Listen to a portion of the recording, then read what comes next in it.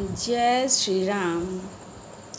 आज मैं आप लोगों को एक कहानी सुनाने जा रही हूँ जो एक छोटे बच्चे की कहानी है जो अपनी दादी को बहुत प्यार करता है।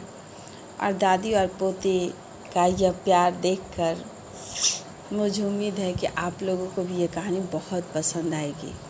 अगर आपको पसंद आए तो प्लीज़ मेरी वीडियो को लाइक कीजिए और शेयर करके दूसरों को भी सुनने का मौका दीजिए।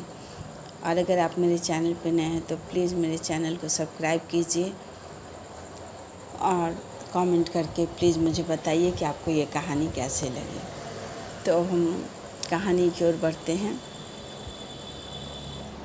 एक 4-5 साल का एक छोटा सा बच्चा है जो अपनी दादी को बहुत प्यार करता है और दादी का भी इस दुनिया में उस बच्चे के अलावा कोई और नहीं है, इसलिए वो बच्चा ही उसके जीने का सहारा है। उस बच्चे का नाम हामिद है। 4-5 साल का बच्चा है। इतना प्यारा और नटखट बच्चा कि दादी उसको हर पल अपने पलकों पे बिठा के ही रखती। उसकी दादी बहुत गरीब है, किसी तरह मुश्किल से 2 वक्त का खाना अपना और बच्चे के लिए इंतज़ाम कर पाती है। ईद का दिन आता है और सारे गांव में खुशियां मनाई जा रही है। जैसे हम लोग के यहाँ दशहरे में मेला लगता है, वैसे ही ईद में भी मेला लगता है और बच्चे ईद में घूमने मेले में जाते हैं। हामिद भी मेला जाने की ज़िद करता है और वो भी बहुत खुश होता है कि आज ईद है तो आज हम मेला घूमने जाएंगे। लेकिन दादी उसकी जो है उसको मेला लेके नहीं जा पा रही है, क्योंकि उस दिन घर में अपने पोते के लिए वो सेवई वगैरह बना रही है। और क्योंकि ईद है इसलिए उस दिन घर में बनना ज़रूरी रहता है। हामिद ज़िद करके अपने दोस्तों के साथ मेले की ओर जाने की ज़िद करता है।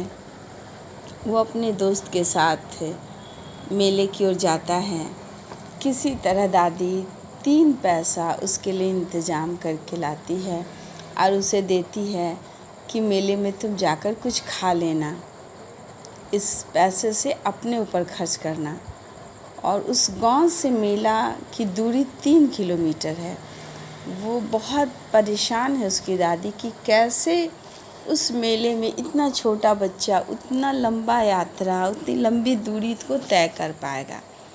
सब बच्चे अपने माता पिता के साथ जा रहे हैं, लेकिन हामिद के पिता नहीं हैं और उसकी माँ भी नहीं है। फिर भी वो ज़िद करके किसी तरह अपनी दादी को समझाता है कि दादी तुम चिंता मत करना, हम जल्दी ही मेले से घूमकर तुम्हारे पास वापस आएंगे। और अंत में वो दादी से अनुमति लेकर मेले की ओर जाता है अपने दोस्तों के साथ। जब हामिद मेले में पहुंचता है तो रंग बिरंगे झूले लगे होते हैं, रंग बिरंगे मिठाई की दुकान सजी रहती हैं, खिलौनों की दुकान है, वहाँ पे फर्नीचर सजावट हर तरह के मेले में जिस तरह का होना चाहिए सब तरह की दुकानें सजी हुई है। वो देखकर उसके दोस्त लोग मिठाई की दुकान पे जाते हैं, रबड़ी खाते हैं, खिलौने को छूते हैं, लेकिन हामिद हाथ आगे बढ़ाता है और फिर अपने आप पे कंट्रोल करके, उतना छोटा सा बच्चा फिर अपने आप पे कंट्रोल करके वापस हाथ को पीछे कर लेता है, खिलौना को सिर्फ छू के छोड़ देता है, उसको लेता नहीं है, क्योंकि उस छोटे से बच्चे का ध्यान अपनी दादी पे ही अटका हुआ था। उसके दोस्त लोग खिलौने खरीदते हैं और उसे भी उकसाते हैं। वो दाम पूछता है, लेकिन जैसे ही सुनता है कि 3 पैसे का है तो वो खिलौना नहीं खरीदता है।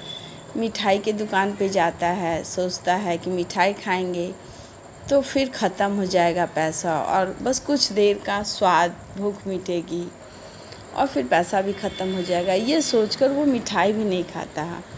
और अंत में वो एक लोहे लक्कड़ की दुकान पे जाता है और वहाँ से वो अपनी दादी के लिए एक चिमटा खरीद कर लाता है। क्योंकि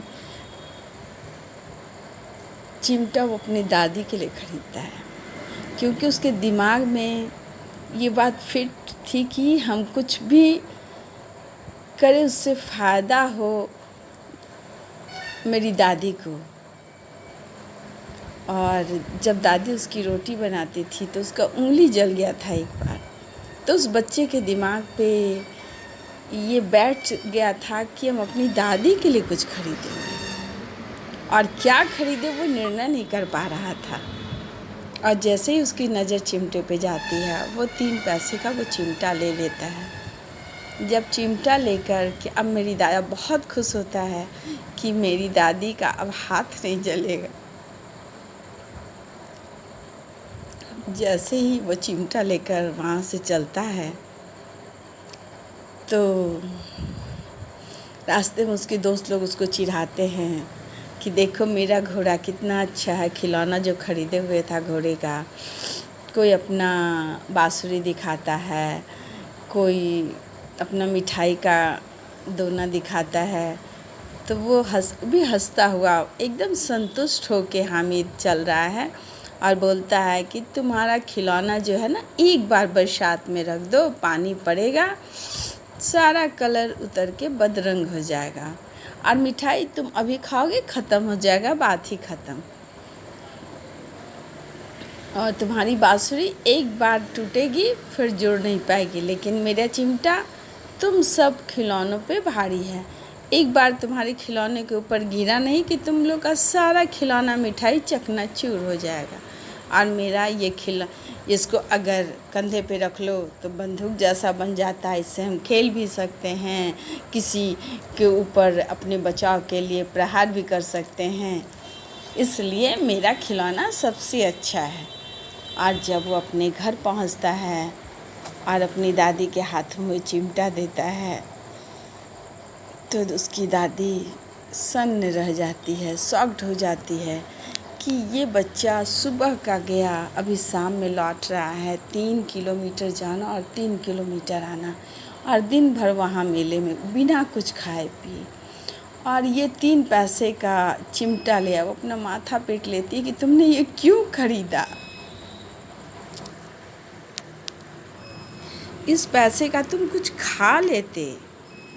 तो बोला नहीं दादी, मैं कैसे खाता, खा लेता तो पैसा ख़त्म हो जाता, और मुझे भूख नहीं थी, मुझे खिलौने की इच्छा भी नहीं थी, अब इसलिए मैं ये चिमटा लाया हूँ ताकि तुम्हारी उंगलियाँ अब कभी नहीं जलेगी, इससे तुम गरम गरम जब रोटी बनाओगी तो मैं खाऊंगा। धन्यवाद।